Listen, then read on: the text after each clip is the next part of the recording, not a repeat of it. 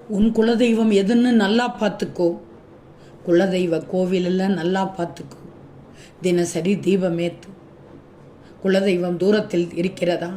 வீட்டில் குலதெய்வ படத்தை வைத்து தீபமேற்று. கசமெல்லாம் ஓடி போயிடும். குலதெய்வம் அலங்காரமாக சொலிச்சா உன் குடும்பமே ஜொலிக்கும். சங்கிலி கன்னி போல அறுபடாமல் வந்தது தான் கோத்திரம். இதில் பிறந்த குழந்தைகளுக்கு முடி கொடுத்தல், காது குத்தி எல்லாமே குலதெய்வத்துக்குத்தான். முன்னோர்களை காப்பாத்தின சாமி நம்மையும் காப்பாத்துங்கிறத எண்ணம் வந்ததால் அது பெரிய அனுகிரகம் தானே. குலதெய்வ கோவிலிலே போய் வழிபட்டா எவ்வளோ பெரிய தோஷமும் இல்லாமல் போய்விடும். 1000 தான் தெய்வம் இருந்தாலும் குலதெய்வத்துக்கு ஈடு இணை எதுவும் கிடையாது.